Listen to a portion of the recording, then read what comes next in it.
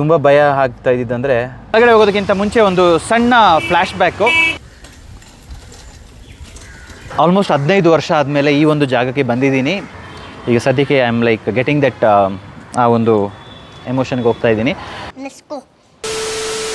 ಎಲ್ರಿಗೂ ನಮಸ್ತೆ. ತುಂಬ ದಿನ ಆಗಿತ್ತು ನಿಮ್ಮೊಟ್ಟಿಗೆ ಒಂದು ಸ್ಟೋರಿ ಶೇರ್ ಮಾಡುವ ಅಂತ. ಈ ಒಂದು ಸ್ಟೋರಿ ತುಂಬ ಹಾರ್ಟಿಗೆ ಟಚ್ ಆಗುವಂಥದ್ದು. ನಮ್ಮ ಒಂದು ಕಂಪ್ಲೀಟ್ ಜರ್ನಿನ ನಿಮ್ಮೊಟ್ಟಿಗೆ ಶೇರ್ ಮಾಡ್ತೀನಿ. ಬನ್ನಿ, ಇವಾಗ ನಾನು ಮೈಸೂರಲ್ಲಿದ್ದೀನಿ. ಒಂದು ಒಳ್ಳೆ ಮಳೆ ಬರ್ತಾ ಇದೆ. ತುಂಬ ಏನೇನೋ ಮೆಮೊರೀಸ್ ಬಂತು. ಹಾಗೆ ನಿಮ್ಮನ್ನ ಒಂದು ಜಾಗಕ್ಕೆ ಕರ್ಕೊಂಡು ಹೋಗ್ತೀನಿ ಅಂತ ಪ್ಲ್ಯಾನ್ ಮಾಡಿದೆ. ಸೈಟ್ ಸೀಯಿಂಗು, ಹೋಟೆಲು, ಹಾಗೆ ಹೀಗೆ ಅಂತೇಳೋ ಒಂದು ಪ್ಲೇಸ್ ಅಲ್ಲ. ದಿಸ್ ಈಸ್ ಅ ಪ್ಲೇಸ್ ನನ್ನ ಲೈಫಲ್ಲಿ ಮರೆಯೋಕ್ಕಾಗದ ಕೆಲವು ಘಟನೆಗಳು ನಡೆದಿದ್ದ ಜಾಗ. ಬನ್ನಿ, ಲೆಟ್ಸ್ ಗೋ. ಲೆಟ್ಸ್ ಗೋ ಅಣ್ಣ. ಬಾ. ಓ ಸಾರಿ, ನಾವು ಗೊತ್ತಾಯ್ತಲ್ಲ.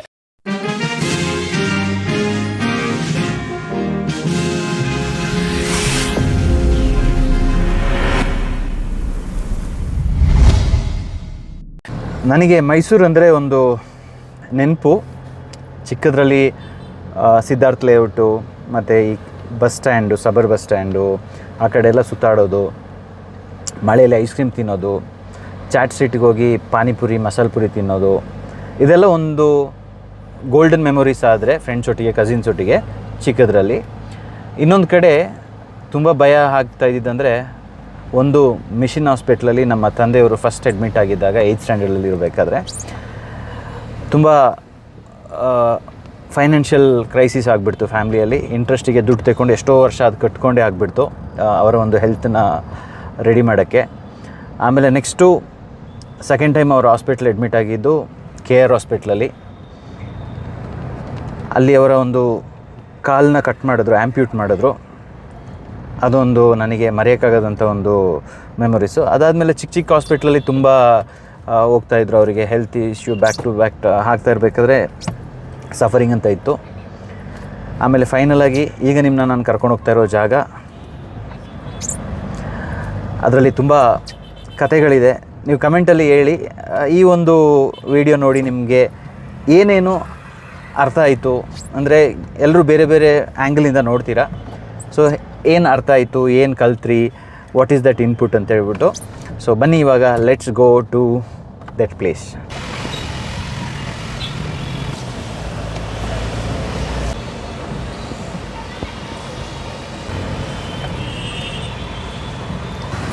ಫೈನಲಿ ಈ ಒಂದು ಜಾಗಕ್ಕೆ ಬಂದಾಯಿತು.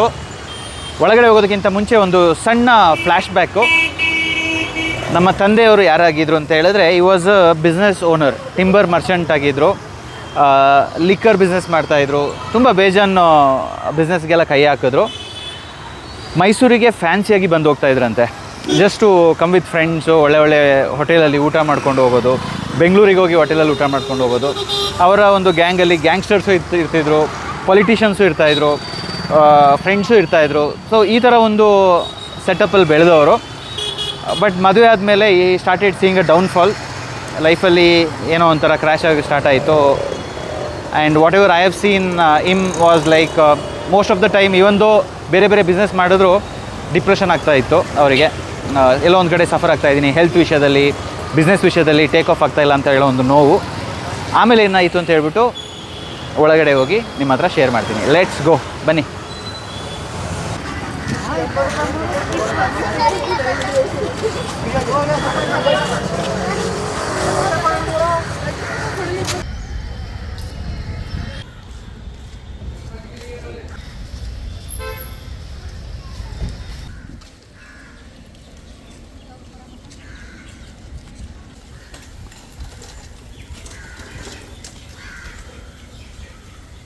ಈ ಒಂದು ಹಾಸ್ಪಿಟ್ಲ್ ಒಳಗಡೆ ಬಂದರೆ ಆ ವೀಲ್ ಚೇರು, ಆ ಮೆಡಿಸನ್ ಸ್ಮೆಲ್ ಬರುತ್ತಲ್ಲ ಅದು, ಮತ್ತು ಇಲ್ಲಿ ಅಟ್ಮಾಸ್ಫಿಯರ್ ಎಲ್ಲ ನೋಡಬೇಕಾದ್ರೆ ನನಗಿಲ್ಲಿ ಜಾಸ್ತಿ ಹೊತ್ತು ಇರೋಕ್ಕಾಗಲ್ಲ. ಬಿಕಾಸ್ ತುಂಬ ಡಿಸ್ಟರ್ಬ್. ಅಲ್ಲಿರಬೇಕಾದ್ರೆ ಅವರ ಒಂದು ಕಾಲನ್ನ ಆ್ಯಂಪ್ಯೂಟ್ ಮಾಡಿದ್ರು.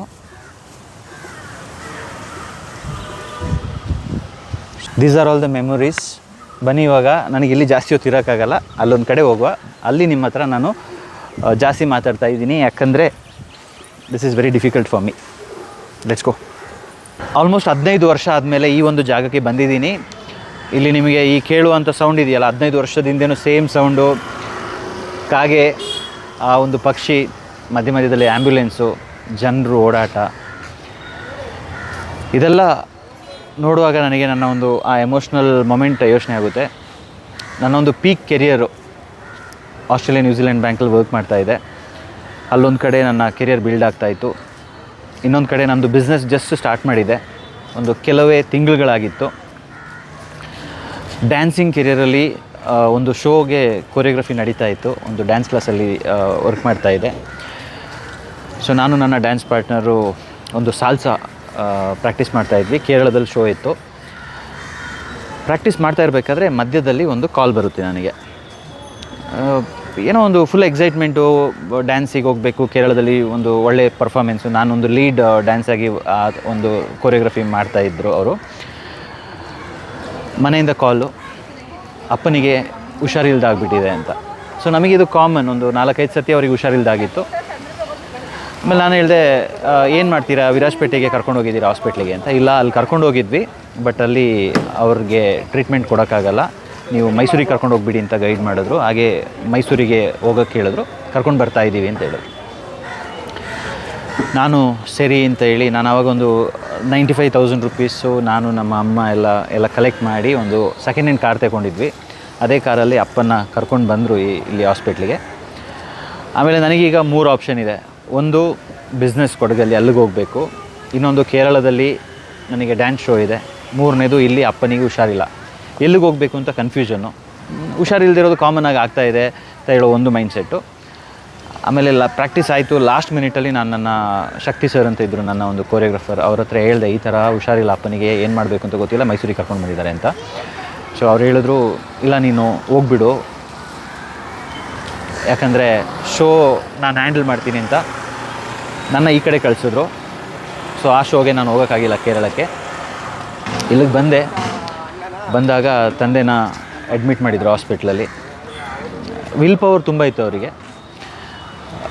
ಕೇಳಿದ್ರು, ಬಿಸ್ನೆಸ್ಸು ಇದೆಯಾ ಈ ವಾರ ಅಂತ. ಹೌದು, ನನ್ನ ಫ್ರೆಂಡ್ಸು ಕೆಲವರು ಬರ್ತಾಯಿದ್ದಾರೆ, ಗೆಸ್ಟು ಹೋಗ್ತಾ ಇದ್ದಾರೆ ಅಂತ. ಸೊ ನೀನು ನನ್ನ ಬಗ್ಗೆ ತಲೆ ಕೆಡ್ಸ್ಕೋಬೇಡ, ನೀನು ಫಸ್ಟ್ ಬಿಸ್ನೆಸ್ ಅದನ್ನ ನೋಡು, ಇಲ್ಲಿ ನನ್ನೊಟ್ಟಿಗೆ ನಿನ್ನ ತಮ್ಮನ ಬಿಡು, ಅವನು ಇರ್ತಾನೆ ಅಂತ ಹೇಳಿ ನನ್ನ ಫೋರ್ಸೇಬಲ್ ಇಲ್ಲಿಂದ ಹೋಗೋಕ್ಕೆ ಹೇಳಿದ್ರು. ಆದರೂ ನಾನು ಕೇಳಲಿಲ್ಲ, ಮನಸ್ಸು ಇಲ್ಲ ಇಲ್ಲೇ ಇರುವ ಅಂತ ಅಂದ್ಕೊಂಡೆ. ಆದರೆ ಫಾರ್ ಸಮ್ ರೀಸನ್ಸು ಅಪ್ಪ ತುಂಬ ಫೋರ್ಸ್ ಮಾಡಿದ್ರು, ಇಲ್ಲ ಹೋಗು ಅಂತ. ಕೇಳಿದೆ, ಸರಿ ನಾನು ಹೋಗ್ತೀನಿ, ಹೋಗಿ ನಾಳೆ ಬೆಳಿಗ್ಗೆ ಬಂದುಬಿಡ್ತೀನಿ ಅಪ್ಪ, ಏನು ಬೇಕು ಹೇಳಿ ನಿನಗೆ, ನಾನು ಕೊಡ್ತೀನಿ ಅಂತ. ಅವರು ನನಗೆ ಶುಗರ್ ಕೇನ್ ಜ್ಯೂಸ್ ಬೇಕು ಅಂತ ಹೇಳಿದ್ರು. ನಾನು ಇಲ್ಲೇ ಹೊರಗಡೆ ಹೋದಾಗ ರೈಟ್ ಸೈಡಲ್ಲಿ ಶುಗರ್ ಕೇನ್ ಜ್ಯೂಸ್ ಮಾಡ್ತಾಯಿದ್ರು. ಅಪ್ಪನಿಗೆ 2 ಗ್ಲಾಸು ಶುಗರ್ ಕೇನ್ ಜ್ಯೂಸು ತಂದುಕೊಟ್ಟೆ. ಆಗ ಕಾಲೆಲ್ಲ ಆ್ಯಂಪ್ಯೂಟ್ ಆಗಿತ್ತು. ಆ ಶುಗರ್ ಕೇನ್ ಜ್ಯೂಸು ಕುಡಿದಾದ್ಮೇಲೆ ನಾನು ಸರಿ ಏನೋ ಒಂದು ಇರಲಿ ಅಂತೇಳಿ ಹೊರಟೆ. ಅಂದರೆ ಅವರೇ ಫೋರ್ಸ್ ಮಾಡಿ ಕಳಿಸಿದ್ದು ನಾನು ಹೋಗು ಅಂತ. ಇವಾಗ ನನ್ನ ತಮ್ಮ ಇಲ್ಲಿ ನೋಡ್ಕೊಳ್ತಾ ಇದ್ದ.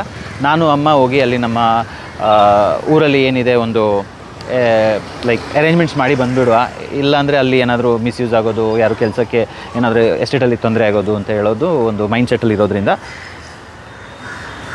ಇಲ್ಲಿಂದ ಹೊರಟು ಹೋಗ್ತಾ ಇದೆ. ಕರೆಕ್ಟು ಹುಣಸೂರು ಹತ್ರ ರೀಚ್ ಆಗಬೇಕಾದ್ರೆ ನನ್ನ ತಮ್ಮ ಕಾಲ್ ಮಾಡ್ತಾನೆ. ಕಾಲ್ ಮಾಡಿ ತುಂಬ ಜೋರಾಗಿ ಅಳ್ತಾ ಇರ್ತಾನೆ. ಏನಾಯಿತು ಅಂತ ಹೇಳಿದ್ರೆ, ಇಲ್ಲ ಅಪ್ಪ ತೀರ್ಕೊಂಡ್ರು ಅಂತ.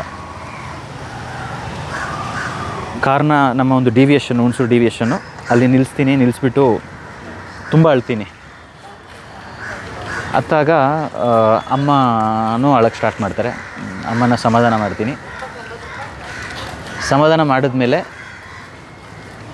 ಈಗ ಊರಲ್ಲಿ ತಂಗಿ ಕಾಲ್ ಮಾಡಿಬಿಟ್ಟು ಹೇಳ್ತೀನಿ.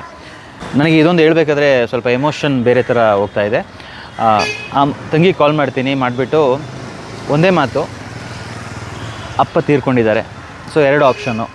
ಒಂದು, ಗೆಸ್ಟಿಗೆ ಹೋಗ್ಬಿಟ್ಟು 100% ಸರ್ವಿಸ್ ಕೊಡು, ಅವರಿಗೆ ಊಟ ಅರೇಂಜ್ ಮಾಡು, ಕ್ಯಾಂಪ್ ಫೈರ್ ಅರೇಂಜ್ ಮಾಡು, ಚೆನ್ನಾಗಿ ನೋಡ್ಕೊ. 2ನೇದು, ಬಂದುಬಿಟ್ಟು ಮನೇಲಿ ಜೋರಾಗಿ ಹತ್ಬಿಡು, ತೊಂದರೆ ಇಲ್ಲ, ಬಟ್ 2 ಮಿಕ್ಸ್ ಮಾಡಬೇಡ ಅಂತ. ಯಾಕಂದರೆ ನಮ್ಮ ಅಪ್ಪನೇ ನನಗಿದೆ ಹೇಳ್ಕೊಟ್ಟಿರೋದು, ನನ್ನ ಬಿಸ್ನೆಸ್ನ ಸಪ್ರೇಟಾಗಿಡಬೇಕು, ಪರ್ಸ್ನಲ್ ಏನಿರುತ್ತೆ ಅದನ್ನ ಸಪ್ರೇಟಾಗಿಡಬೇಕು ಅಂತ. ನಾನು ರಿಟರ್ನ್ ಬರ್ತೀನಿ. ಬಂದು ಹೆಲ್ಪ್ಲೆಸ್ಸು. ಅದಕ್ಕಿಂತ ಸ್ವಲ್ಪ ದಿನದಿಂದ ನಾನು ಒಂದು ಓಮ್ನಿ ತೆಗಿಬೇಕು ಅಂತ ಹೇಳ್ಬಿಟ್ಟು ಅವರಿಗೆ, ಅಂದರೆ ಕಾಲು ಕಟ್ಟಾಗಿತ್ತಲ್ಲ, ಅವರಿಗೆ ಡ್ರೈವ್ ಮಾಡೋಕ್ಕೆ ಹ್ಯಾಂಡ್ ಗೇರ್ ಎಲ್ಲ ಮಾಡಿ, ಅಂದರೆ ಕ್ಲಚ್ ಕೈಗೆ ಹಾಕಿ ಒಂದು ಆಲ್ಟ್ರೇಷನ್ ಮಾಡೋಕ್ಕೆ ಅಂತ ಅಪ್ಲೈ ಮಾಡ್ತೀನಿ ICICI ಲೋನಿಗೆ. ಬಟ್ ರಿಜೆಕ್ಟ್ ಆಗುತ್ತೆ ಬಿಕಾಸ್ ನನ್ನ ಸಿಬಿಲ್ ಸ್ಕೋರ್ ಚೆನ್ನಾಗಿರಲ್ಲ. ಅದಾದಮೇಲೆ ಅವರಿಗೆ ಇಲ್ಲ, ನಾನು ಅಟ್ಲೀಸ್ಟ್ ಅವರಿಗೆ ಆ ಒಂದು 2 ವೀಲರ್ನ ಆಲ್ಟರ್ ಮಾಡಿಬಿಟ್ಟು ಅದಕ್ಕೆ 2 ಟೈರ್ ಫಿಟ್ ಮಾಡುವ ಅಂತ ಇದ್ದೆ. ಆ ಒಂದು ಡ್ರೀಮ್, ಯಾಕಂದರೆ 4 ವೀಲರ್ ತೆಗಿಯೋಕ್ಕಾಗಿಲ್ಲ, ಅಟ್ಲೀಸ್ಟ್ 2 ವೀಲರ್ಗೆ ಒಂದು ಆಲ್ಟರ್ ಮಾಡಿ ಅದಾದರೂ ಕೊಡುವ ಅಂತ ಇದ್ದೆ. ಇಲ್ಲಿ ಪಕ್ಕದಲ್ಲಿ ಮಂಡಿ ಹತ್ರ ಎಲ್ಲ ಹೋಗಿ ಕೇಳ್ಕೊಂಡು ಬಂದಿದ್ದೆ, ಬಟ್ ಅದು ಪೆಂಡಿಂಗು. ಸೊ ಎಲ್ಲ ಯೋಚನೆ ಮಾಡ್ತಾಯಿದ್ದೆ, ಯಾಕೆ ಹಿಂಗೆ ನನಗೆ ಏನೂ ಕೊಡ್ಸೋಕ್ಕಾಗಿಲ್ಲಲ್ಲ. ಅಂದರೆ ಆ ಲಾಸ್ಟ್ ಮಿನಿಟಲ್ಲಿ ನನಗೆ ಅದೊಂದು ಆಸೆ ಇತ್ತು, ಕೊಡೋಕ್ಕಾಗಿಲ್ಲ, ಅವ್ರು ಹಾಗೆ ತೀರ್ಕೊಂಡ್ರಲ್ಲ ಅಂತ ಹೇಳೋ ಒಂದು ಫೀಲಿಂಗು. ಆಮೇಲೆ ಇಲ್ಲಿ ಹಾಸ್ಪಿಟ್ಲಿಗೆ ಬಂದುಬಿಟ್ಟು ಈಗ ಅವರ ಡೆಡ್ ಬಾಡಿನ ಎತ್ಕೊಂಡು ಹೋಗಬೇಕು. Multi organ failure. ಹೊರಗಡೆಯಿಂದ ವಿಲ್ ಪವರ್ ತೋರಿಸ್ತಾಯಿದ್ರು, ಒಳಗಡೆ ಎಲ್ಲ ಫೇಲ್ ಆಗಿಬಿಟ್ಟಿದೆ. ಯಾಕಂದರೆ he was smoking, drinking, food control ಇರಲಿಲ್ಲ. ಶುಗರ್ ಅಂತೂ ಸಿಕ್ಕಾಪಟ್ಟೆ ಜಾಸ್ತಿ ಸ್ಪೈಕ್ ಆಗಿಬಿಡ್ತು. ಅವ್ರಿಗೆ ಸ್ವೀಟ್ ಅಂದರೆ ತುಂಬ ಇಷ್ಟ. ಸೊ ಯಾರನ್ನ ಬ್ಲೇಮ್ ಮಾಡಬೇಕು? ಫುಡ್ನ ಬ್ಲೇಮ್ ಮಾಡಬೇಕಾ, ಕುಡಿಯೋದನ್ನ ಬ್ಲೇಮ್ ಮಾಡಬೇಕಾ, ಇಲ್ಲ ಅವರ ಫೇಟ್ನ ಆ ಥರ ಒಪ್ಕೋಬೇಕಾ, ಇಲ್ಲ ಅವರು ಸಿಗರೇಟ್ ಹೇಳ್ತಿದ್ದಕ್ಕೆ ಈ ಥರ ಆಯಿತಾ, ಏನೂ ಗೊತ್ತಿಲ್ಲ. ಅವ್ರ ಫ್ರೆಂಡ್ಸು ಒಟ್ಟಿಗೆ ಜಾಸ್ತಿ ಈ ಥರ ಒಂದು ಕೇರ್ಲೆಸ್ ಆಗಿದ್ರಲ್ಲ, ಅದು ಪ್ರಾಬ್ಲಮ್ ಆಯಿತಾ, ಏನೂ ಅರ್ಥ ಆಗಲಿಲ್ಲ. ಸೊ ಈಗ ಅವ್ರನ್ನ ಕರ್ಕೊಂಡು ಹೋಗ್ಬೇಕಂದ್ರೆ ಆ್ಯಂಬ್ಯುಲೆನ್ಸಿಗೆ ಕೇಳಿದ್ವಿ ಎಷ್ಟಾಗುತ್ತೆ ಅಂತ. ಸ್ವಲ್ಪ ಪ್ರೈಸ್ ಹೇಳಿದ್ರು. ಆ ಒಂದು ಆ್ಯಂಬ್ಯುಲೆನ್ಸ್ದು ಪ್ರೈಸ್ ಕೊಡೋಕ್ಕೂ ನಮಗೆ ಸ್ವಲ್ಪ ಕಷ್ಟ ಅಂತ ಅನಿಸ್ತಾ ಇತ್ತು. Then I told my mother, ಹೇಗೂ ಕಾರಲ್ಲಿ ಪೆಟ್ರೋಲ್ ಇದೆ, ಡೆಡ್ ಬಾಡಿನ ನೀಟಾಗಿ ಪ್ಯಾಕ್ ಮಾಡಿಕೊಂಡು ನಮ್ಮ ಕೊಡಗಿಗೆ ನಮ್ಮ ಕಾರಲ್ಲಿ ಎತ್ಕೊಂಡು ಹೋಗುವ ಅಂತ. ಅಪ್ಪ ನನಗಿಂತ ಹೈಟು, ನೀಟಾಗಿ ಅವ್ರನ್ನ ಒಂದು ಡೆಡ್ ಬಾಡಿನ ರ್ಯಾಪ್ ಮಾಡಿ ಕಾಲನ್ನ ಹೊರಗಡೆ ಇಟ್ಕೊಂಡು ಇಲ್ಲಿಂದ ಡ್ರೈವ್ ಮಾಡಿಕೊಂಡು ನಾವು ಡೆಡ್ ಬಾಡಿನ ತಗೊಂಡು ಹೋಗಬೇಕಾದ್ರೆ ನಾನು ಅವರಿಗೆ ಕಿಶೋರ್ ಕುಮಾರ್ದು ಸಾಂಗ್ಸ್ ಹಾಕೊಂಡು ಹೋಗ್ತಿದ್ದೆ. ಅಂದರೆ ಅವತ್ತು ನಾನು ಅವ್ರಿಗೆ ಅಂತಲೇ ತೆಗೆದಿದ್ದೆ ಒಂದು ಕ್ಯಾಸೆಟ್ ಪ್ಲೇಯರ್, ಆ ಒಂದು ಎಸ್ಟಿಮಲ್ಲಿತ್ತು. ಅದಕ್ಕೆ ಕಿಶೋರ್ ಕುಮಾರ್ ಸಾಂಗ್ ಹಾಕ್ಕೊಂಡು ನಾನು ಕೇಳ್ಕೊಂಡು ಹೋಗ್ತಾಯಿದ್ದೆ. ತುಂಬ ಯೋಚನೆ ಮಾಡ್ತಾಯಿದ್ದೆ, ನಮ್ಮ ತಂದೆಗೆ ಯಾಕೆ ಹಿಂಗಾಯಿತು. ಮೇ ಬಿ ಸ್ವಲ್ಪ ಕೋಪ ಇತ್ತು, ಸಿಟ್ಟಿತ್ತು, ಎಲ್ಲ ಇತ್ತು. ಬಟ್ ಮನುಷ್ಯ ಒಳ್ಳೆಯವರು, ನನಗೆ ಒಂದು ರೋಲ್ ಮಾಡೆಲ್, ನನ್ನ ಒಂದು ಹೀರೋ ಅಂತಲೇ ಹೇಳ್ಬೋದು ನಾನು. ಬಟ್ ಈ ಥರ ಒಂದು ಸಿಚುವೇಷನಲ್ಲಿ ಸತ್ತೋಗ್ಬಿಟ್ರಲ್ಲ, ಒಂದು ಗೌರ್ಮೆಂಟ್ ಹಾಸ್ಪಿಟ್ಲು, ಆ ಒಂದು ಹೆಲ್ತನ್ನ ಎಫರ್ಟ್ ಮಾಡೋಕ್ಕೂ ನಮ್ಗೆ ಕಷ್ಟ ಆಗ್ತಾಯಿತ್ತು. ಆ ಒಂದು ಇದರಲ್ಲಿ ಸತ್ತೋಗ್ಬಿಟ್ರು. ನಂದು ಕೆರಿಯರ್ ಆವಾಗ ಬಿಲ್ಡ್ ಆಗ್ತಾಯಿದ್ದಿದ್ದು ಅಷ್ಟೇ. ಸೊ ಹೋಗಿ ಅವ್ರನ್ನೊಂದು ಬರಿ ಮಾಡಬೇಕಾದ್ರೆ ನಾನು ಅಲ್ಲಿ ಯಾರು ಬರಿ ಮಾಡ್ತಿದ್ದೆ ಅವ್ರಿಗೆ ಹೇಳಿದೆ. ನಾನು 2 ಸತಿ ಹತ್ತಿದ್ದು. ಒಂದು ಅವ್ರದ್ದು ನ್ಯೂಸ್ ಕೇಳಿದಾಗ, 2ನೇ ಸತಿ ಅವ್ರನ್ನ ಒಂದು ಬರಿ ಮಾಡಬೇಕಾದ್ರೆ ಅವ್ರನ್ನ ನನಗೆ ಇನ್ನು ಯಾವತ್ತೂ ನೋಡೋಕ್ಕಾಗಲ್ಲ ಅಂತ 2 ಜಾಗದಲ್ಲಿ ಹತ್ತಿದ್ದು. ಅದು ಬಿಟ್ಟರೆ ನನಗೆ ತುಂಬ ಕ್ವಶನ್ ಮಾರ್ಕು, ಬಿಸ್ನೆಸ್ ಓನರ್ ಆಗಿ ಯಾಕೆ ಈ ಥರ ಒಂದು ಪರಿಸ್ಥಿತಿಯಲ್ಲಿ ಸಾಯಬೇಕು ಅಂತ. ಸೊ ಅವ್ರು ಸಾಯಬೇಕಾದ್ರೆ ಅವರ ಒಂದು ರೇಬನ್ ಅವರು ಯಾವಾಗಲೂ ಆಗ್ತಾಯಿದ್ರು. ಈವನ್ ಅವರ ಮದುವೆಗೂ ಅಷ್ಟೇ ತುಂಬ ಖರ್ಚು ಮಾಡಿದ್ರಂತೆ. ಫ್ರೆಂಡ್ಸ್ ಎಲ್ಲ ಬರಬೇಕಾದ್ರೆ ಎಲ್ಲ ರೇಬನ್ ಆಗ್ತಾಯಿದ್ರು. ಸೊ ಇವರು ಎಷ್ಟೇ ಲೈಫಲ್ಲಿ ಕೊಲ್ಯಾಪ್ಸ್ ಆದರೂ ಆ ರೇಬನ್ ಹಾಕ್ಕೊಂಡೇ ಇರ್ತಾಯಿದ್ರು. ಆ್ಯಂಡ್ ಅವರೊಟ್ಟಿಗೆ ಆ ರೇಬನ್ನು ನಾವು ಊತಾಕಿದ್ದೀವಿ. That was the end of my dad's journey. ಆಮೇಲೆ ನಾನು ಡಿಸೈಡ್ ಮಾಡಿದೆ, ನಾನು ಲೈಫಲ್ಲಿ ಏನೋ ಒಂದು ಬೇರೆ ಥರ ಮಾಡಬೇಕು ಅಂತ. ಈ ಒಂದು ಸ್ಟೋರಿನ ನಾನು ನೆಕ್ಸ್ಟ್ ಎಪಿಸೋಡಲ್ಲಿ ಹೇಳ್ತೀನಿ. ಈಗ ಸದ್ಯಕ್ಕೆ I am like getting that ಆ ಒಂದು ಎಮೋಷನ್ಗೆ ಹೋಗ್ತಾಯಿದ್ದೀನಿ. And see you. ಬಟ್ ಏನೇ ಇರಲಿ, ನನಗೆ ಹೀರೋ ನನ್ನ ಪೇರೆಂಟ್ಸೇ, ನಮ್ಮ ಅಪ್ಪ ಅಮ್ಮನೇ ನನಗೆ ಹೀರೋ ಹೀರೋಯಿನ್ ಅದೇನೇ ಇರ್ಬೋದು. ತುಂಬ ಕಲ್ತಿದ್ದೀನಿ.